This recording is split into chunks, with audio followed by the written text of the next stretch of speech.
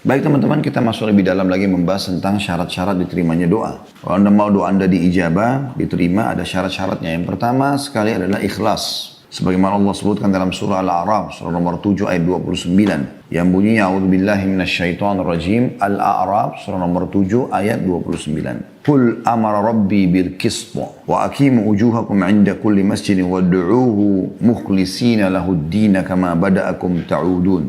Katakanlah hai Muhammad kepada semua pengikutmu, Tuhanku menyuruh menjalankan keadilan. Dan katakan pula, luruskanlah mukamu atau dirimu di setiap sholat arah kiblat. Dan berdoalah, ini saksi bahasan kita, pada Allah dengan mengikhlaskan ketaatanmu kepadanya. Sebagaimana Dia Allah telah menciptakan kamu pada permulaan, demikian pula lah kamu akan kembali kepadanya. Jadi sini ada perintah untuk ikhlas. Juga sabda Nabi SAW riwayat Abu Daud, Inna Allah la yakbulu amal illa makana khalisan liwajhi. Allah tidak akan terima amal kecuali ikhlas kepadanya. Jadi kalau teman-teman berdoa, jangan sama sekali ada indikasi riya. Karena lawan ikhlas adalah riya. Ingin pamer, ingin dipuji. Ya. Dan setiap kali ada masuk sedikit masalah itu, stop. Langsung berhentikan. Ya. Lawan dia. Jangan ikuti bisikan syaitan. Karena syaitan selalu mengajak kita negosiasi.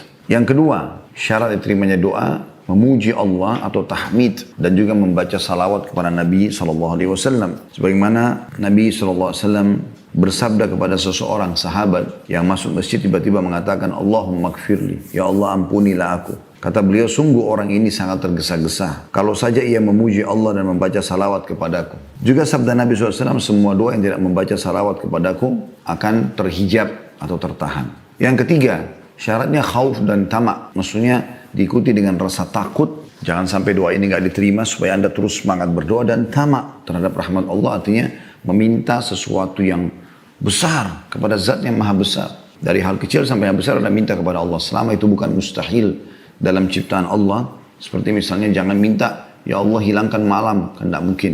Itu sunnatullah, Allah ciptakan malam akan selalu ada. Gitu kan. Itu juga misal meminta agar nggak usah ada, ya Allah hilangkan semua wanita, hilangkan semua laki-laki, nggak mungkin, gitu kan. Seperti itulah. Tapi selama itu sesuatu yang boleh dalam syariat Allah SWT, maka panjatkan. Allah sebutkan dalam syarat yang ketiga, khauf dan tamak, rasa takut, tidak diterima doanya, sehingga dia terus maksimal berdoa. Dan tamak artinya berharap agar diberikan tambahan dari karunia Allah Subhanahu wa taala. Disebutkan dalam surah Al-A'raf, surah nomor 7 ayat 56. A'udzu billahi minasyaitonir rajim wa la tufsidu fil ardi ba'da islahiha. Wa la tufsidu fil ardi ba'da islahiha wad'uuhu khaufan wa tama'a. Inna rahmatallahi qaribun minal muhsinin. Dan janganlah kamu membuat kerusakan di muka bumi. Allah mau kita nikmati, jangan merusak, jangan ganggu orang, jangan ganggu lingkungan.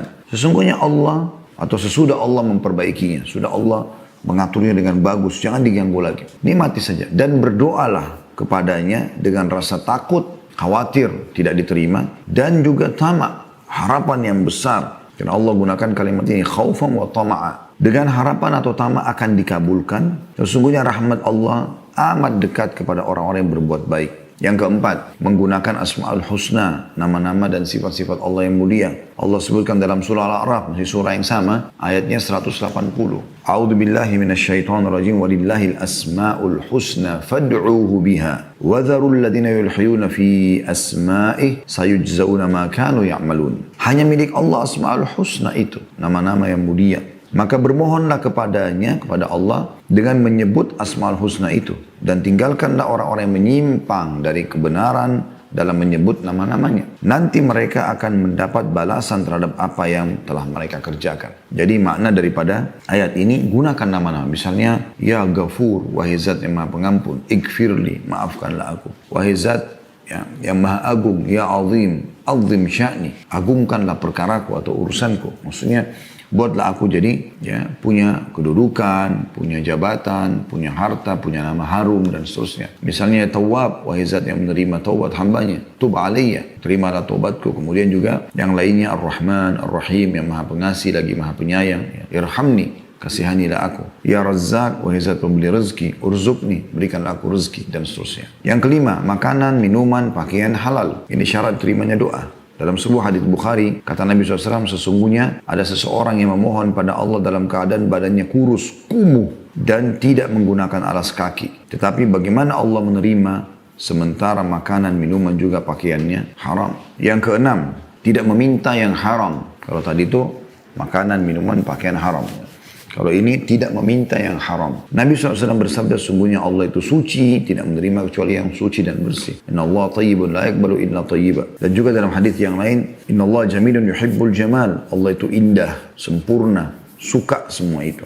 Dan maksud dalam maknanya adalah tidak memohon yang haram. Karena yang haram itu tidak suci. Yang ketujuh syarat diterimanya doa adalah muslim. Adalah muslim. Sebagaimana sabda Nabi SAW pada saat ada beberapa Yahudi yang lewat di hadapan beliau lalu mengatakan Assalamualaikum, kematian buat kalian. Maka Aisyah marah sambil mengatakan kematian untuk kalian dan semoga Allah memberikan kalian laknat. Kata Nabi SAW, wahai Aisyah, pelan-pelan lah, alaiki birrifq, lembut aja. Kata dia, ya Rasulullah, tidak anda dengar apa yang mereka berdoa? Sampaikan. Kata Nabi SAW, tidak kau dengar bagaimana jawabanku? Sesungguhnya doa kita kepada Allah untuk mereka diterima. Doa mereka kepada Allah untuk kita tidak diterima. Berarti kan ada masalah muslimnya di sini. Ulama hanya membatasi satu-satunya doa orang kafir yang diijabah adalah kalau dia terzalimi. Di saat itu ya diterima doanya kalau dia terzalimi. Sebagaimana dalam hadis Bukhari, Muadz bin Jabal radhiyallahu anhu pada saat diutus ke Yaman untuk berdakwah, maka di saat itulah Nabi alaihi salatu wassalam mengingatkan wattaqi da'watal mazlum fa inna laysa bainahu wa bainallahi hijab. Hati-hati kamu ya dengan doanya orang-orang terzalimi. Sebab yang didakwai sebenarnya orang kafir oleh Muadz bin Jabal. Karena sungguhnya ya, tidak ada hijab antara dia sama Allah.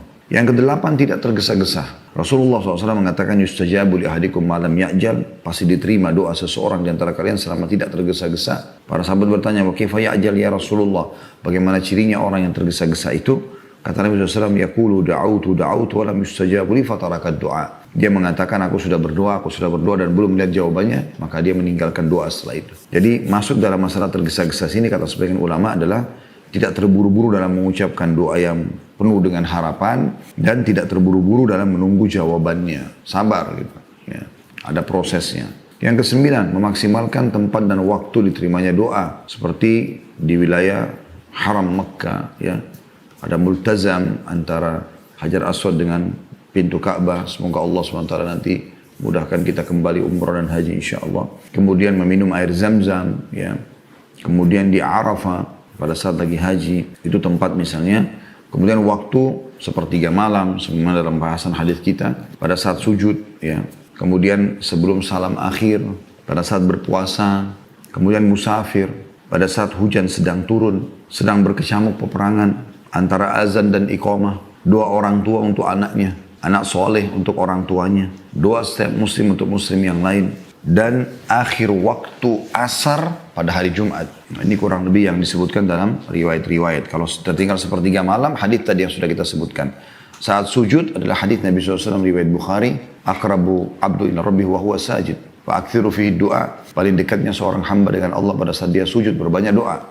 Ya. Kemudian sebelum salam akhir, setelah Nabi SAW ajarkan doa-doa sebelum salam, beliau mengatakan setelah itu, falyadu'u ma yasha', boleh orang berdoa apapun yang dia inginkan. Berpuasa dan juga musafir digabungkan dalam hadis. Ya. Sebenarnya orang puasa juga ada riwayat sendiri. Kata Nabi SAW, sungguhnya orang yang puasa memiliki waktu yang diijabah oleh Allah Subhanahu Wa Taala.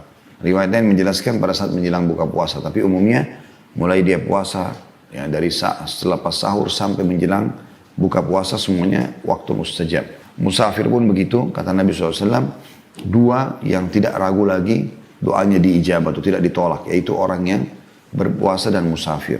Juga pada saat hujan sedang turun, pernah hujan turun, Nabi SAW mengatakan ini rahmat Allah sedang turun, berdoalah. Pada saat perang lagi berkecamuk, kata Nabi SAW dalam sebuah hadis yang sahih, ya, bahwasanya di seperti keadaan inilah pada saat perang lagi berkecamuk, doa tidak ditolak. Kemudian juga antara azan dan iqamah sudah masyhur, kata Nabi SAW dalam hadis, tidak akan ditolak doa antara azan dan iqamah. Doa orang tua buat anaknya, ya, sabda Nabi SAW, termasuk doa yang mustajab adalah doa orang tua buat anaknya. Makanya orang tua tidak boleh sembarangan mengucapkan kata-kata yang buruk sehingga menjadi doa buat anaknya. Begitu juga anak soleh yang mendoakan orang tuanya. Kita tahu dalam hadis yang masyhur kan, kalau anak Adam meninggal dunia terputus sumber pahalanya kecuali dari tiga, sedekah jariyah, ilmu bermanfaat, atau anak soleh yang mendoakan. Itu juga doa setiap muslim untuk muslim yang lain. Kata Nabi SAW dalam hadis sahih, doa muslim terhadap untuk muslim yang lain, ala zahril ghaib, tidak bertemu, tidak berhadapan, dia doakan saudaranya dari tempat lain pada saat dia lagi sholat, pada saat selepas sholat, pada saat antara azan dan iqamah dan seterusnya.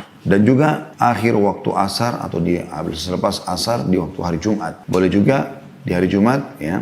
Semoga Allah SWT juga kembalikan kita bisa Jumat lagi seperti biasa. Itu terjadi juga di saat khatib lagi duduk di khutbah kedua sampai diiqamahkan sholat. Dan ini dua-dua aja riwayatnya. Kata Nabi SAW, hari Jumat ada 12 waktu, tidak ada seorang muslim yang berdoa pada saat itu kecuali diijabah. Dan fokuslah ya, pada saat khatib sedang duduk ya, di khutbah kedua sampai diiqamahkan sholat. Riwayat lain, Jumat itu 12 waktu, ya, atau seperti itu lafadznya.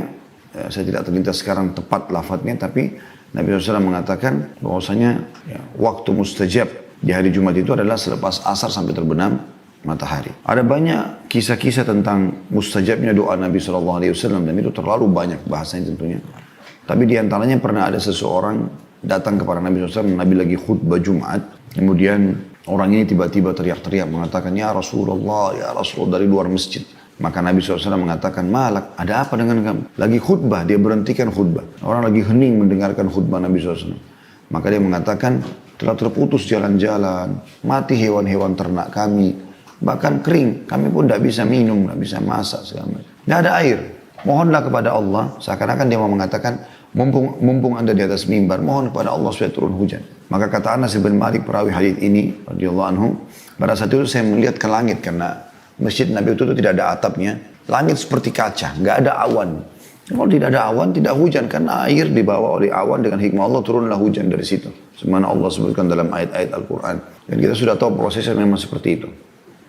Maka, kata Anas bin Malik, Nabi SAW pun berdoa dengan mengucapkan 2 kali, Allahumma agithna, Allahumma agithna. Ya Allah berikanlah kami hujan, berikanlah kami hujan. Maka tiba-tiba kata Anas bin Malik, belum khutbah Nabi SAW selesai, kecuali Madinah sudah dipenuhi dengan awan-awan yang gelap, lalu turunlah hujan lebat. Dan kami tidak melihat matahari selama sepekan. Jumat setelahnya datang orang yang sama lagi dari luar masjid mengucapkan lagi kalimat yang sama. Ya Rasulullah, ya Rasulullah. Kata Nabi SAW, ada apa lagi? Dia mengatakan, ya Rasulullah, terputus jalan-jalan kami. Hewan-hewan kami bisa binasa, kami pun bisa binasa. Karena ini banjir sekarang, hujan terus. Mohon kepada Allah agar diberhentikan. Maka ini salah satu mukjizat Nabi SAW. Beliau pun berdoa, ya Allah jadikanlah hujan ini kebaikan buat kami, bukan masalah buat kami. Ya Allah alirkanlah air hujan ini ke, yang dari gunung, ke lembah-lembah, dan ke tempat-tempat tumbuhnya pohon-pohon, gitu kan. Supaya ada resapan, gitu ya. Lalu Nabi SAW, kata Anas bin Malik, menunjuk ke awan-awan yang ada di atas kota Madinah, dan tidak ada satupun awan ditunjuk oleh Nabi SAW kecuali bubar. Artinya tidak ada lagi awan pada saat itu. Kalau Allah menerlambatkan doa hamba, bisa karena cinta Allah kepadanya. Dalam sebuah riwayat dikatakan, sungguhnya bila Allah mendengar doa yang indah dari hambanya, maka ia pun menerlambatkan jawabannya, agar hamba tersebut tetap dalam doanya. Allah itu sangat sayang dengan kita. Allah nggak mau kita ya mengembalikan atau dikembalikan tangan kita dalam keadaan kosong. Sebagaimana dalam hadis Bukhari juga dijelaskan, Allah malu mengembalikan tangan hambanya yang sudah diangkat ke langit dalam keadaan kosong. Allah SWT berikan, bukan tidak berikan. Bahkan banyak orang mungkin yang tidak menyadari kalau Allah sudah berikan kepada dia. Ya. Cuma memang melalui prosesnya, ada tahapannya. Yang penting teman-teman sekalian, doa jangan pernah putus asa. Jangan pernah batasi doa itu. Kisah masyhur Nabi Zakaria alaihissalam, bagaimana beliau berdoa selama 70 tahun agar diberikan keturunan dari umur 30 sampai 100 tahun. Anda bisa baca dalam surah Maryam tentunya ya. Surah nomor 19 ya, ayat 1 sampai ayat 10. Bagaimana Allah menggambarkan Nabi Zakaria berdoa terus sampai dia sudah tua, maka Allah berikan ijabah. Begitu juga Allah jelaskan tentang Nabi Zakaria ini dalam surah Al-Anbiya, surah nomor 21 ayat 89 sampai 90. Juga dalam surah Al-Imran, surah nomor 3 ayat 38 sampai 41. Al-Imran, surah nomor 3 ayat 38 sampai 41. Nah, ini sudah sering saya ulangi sebenarnya, termasuk dalam majelis kita, tentang kisah Nabi Zakaria. Anda pun bisa kembali ke judul ceramah kami, Dahsyatnya Doa. Dan beberapa poin ini saya bacakan dari makalah atau PowerPoint yang saya susun tentang masalah dahsyatnya doa itu. Begitu juga dengan Nabi Ayyub alaihissalam yang sudah diuji oleh Allah Subhanahu wa taala dengan beragam macam ujian. Dia bahagia selama 20 tahun. Tidak ada cobaan berat dalam hidupnya.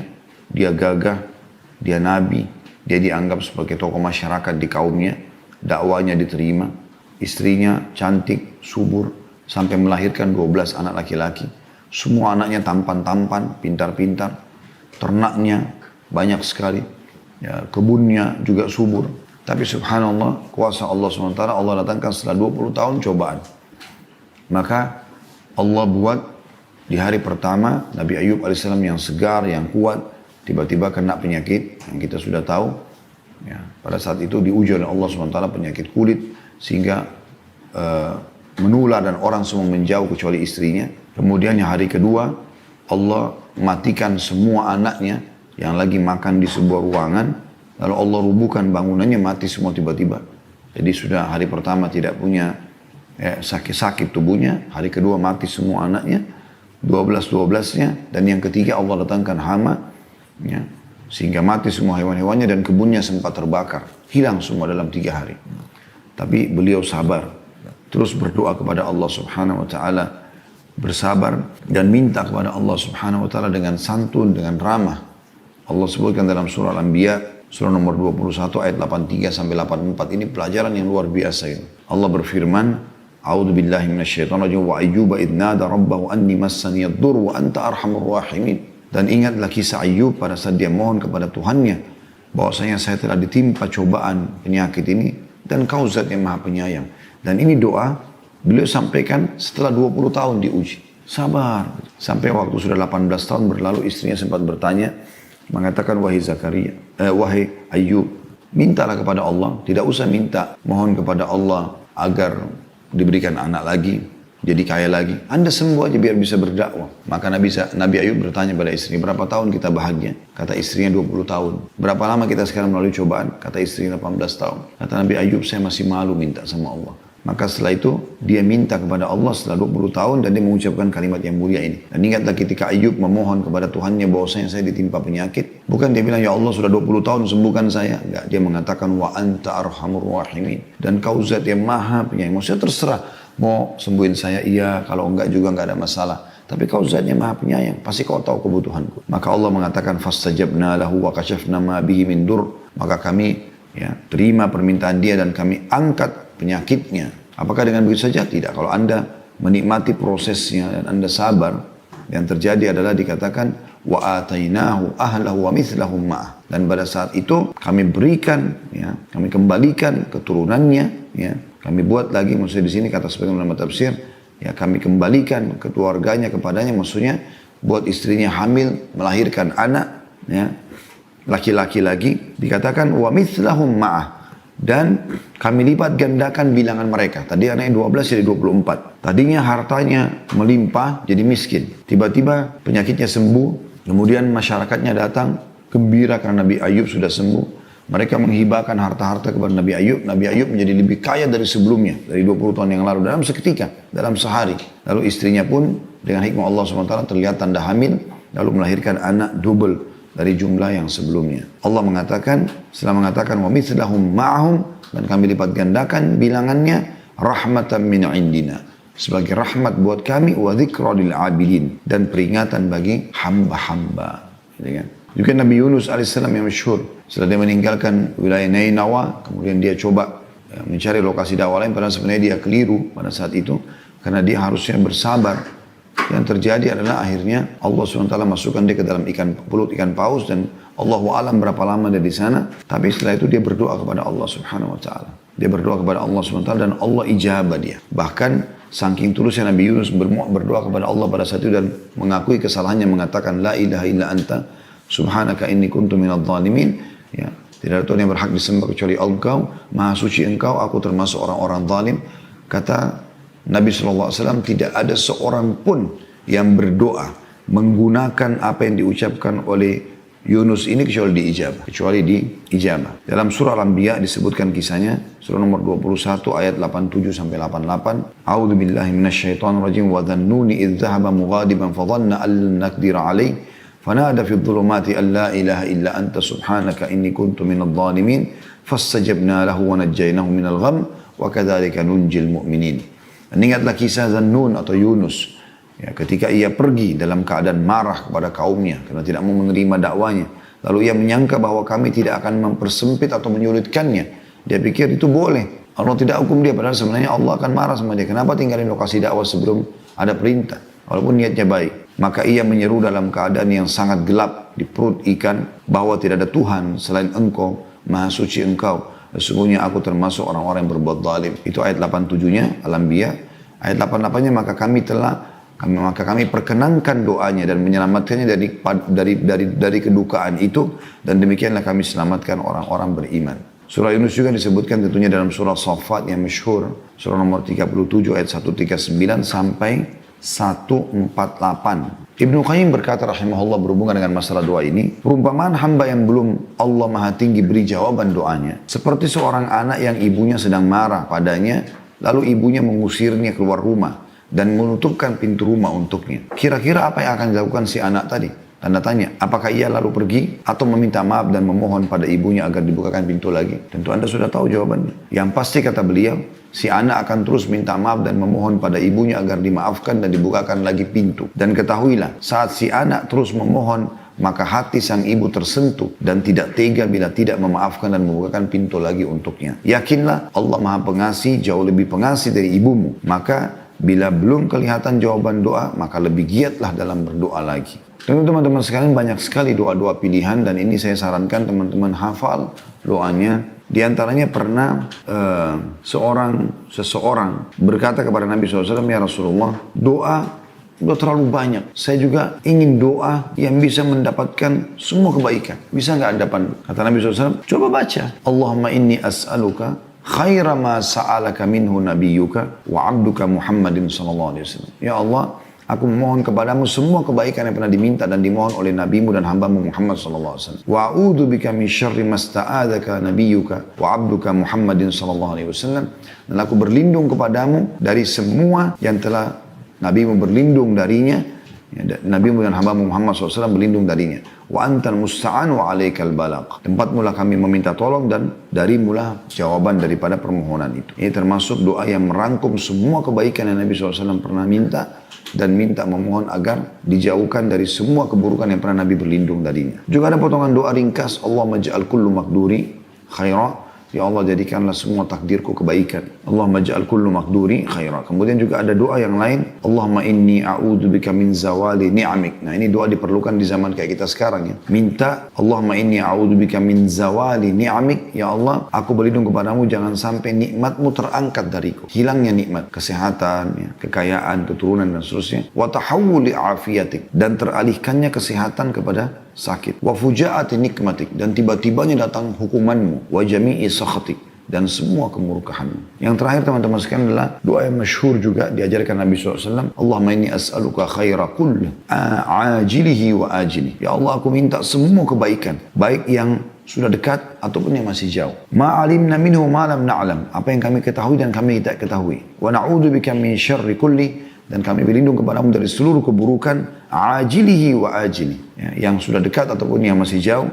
Ma'alimna minhu ma lam na'lam, apapun yang kami ketahui ataupun kami tidak ketahui. Jadi kita minta kepada Allah Subhanahu wa ta'ala agar diberikan yang terbaik semuanya. Dan juga doa yang masyhur tentunya yang sudah tidak asing bagi teman-teman, Rabbana atina fid dunya hasanah wa fil akhirati hasanah wa qina adzabannar wa adkhilnal jannata ma'al abrar ya aziz ya ghafar ya rabbal alamin. Di setiap tawaf kita disuruh ulangi 7 kali tawaf, selalu bacain Rabbana atina fid dunya hasanah, berikanlah kami seluruh kebaikan di dunia, wa fil akhirati hasanah, seluruh kebaikan di akhirat, wa qina adzabannar, dan jauhkanlah kami dari siksa api neraka, wa adkhilnal jannata ma'al abrar, dan masukkanlah kami ke dalam surga bersama dengan orang-orang yang patuh. Ya azizu ya ghaffar, wahai zat yang maha mulia dan juga maha pengampun. Ya rabbal alamin, wahai Tuhan alam semesta. Pernah ada seorang sahabat, dia sakit keras, ya, kita tutup dengan ini. Sakitnya luar biasa kerasnya. Dan orang-orang pun pada heran. Belum ada orang kena penyakit seperti itu. Teriak-teriak kesakitan segala macam. Sampai Nabi SAW menjenguknya. Nabi bilang pada saat lihat dia, doa apa yang kau sampaikan kepada Allah? Dia bilang, ya Rasulullah, saya bilang, ya Allah, kalau seandainya ada hukuman yang engkau akan timpakan atas dosa-dosaku, dosa-dosa di dunia. Di akhirat nanti, maksudnya dengan dosa di dunia aku buat, di akhirat aku akan dihukum, maka majukanlah di dunia. Jadi akhirnya dia sakit seperti ini. Karena hukuman akhirat dia minta dimajukan. Kata Nabi SAW, subhanallah, maha suci Allah. Kenapa kau tidak akan mampu menampung itu? Kenapa kau tidak baca Rabbana atina fid dunya hasanah, wa fil akhirati hasanah wa qina adzabannar? Itu yang kau minta. Minta kebaikan. Termasuk kebaikan dimaafkan kesalahanmu. Jadi tidak usah dihukum seperti itu. Allahu a'lam. Baik, bahasan kita teman-teman sekalian tentang masalah sepertiga malam, artinya salah satu waktu yang mustajab doa. Dan di saat-saat sekarang adalah saat-saat di mana kita hidupkan malam-malam kita dengan sholat malam, dengan berdoa, apalagi dengan keadaan waktu sekarang cukup banyak. Waktu kita di rumah, kita harusnya tidak boleh lagi luputkan malam hari. Kalau Anda belum terbiasa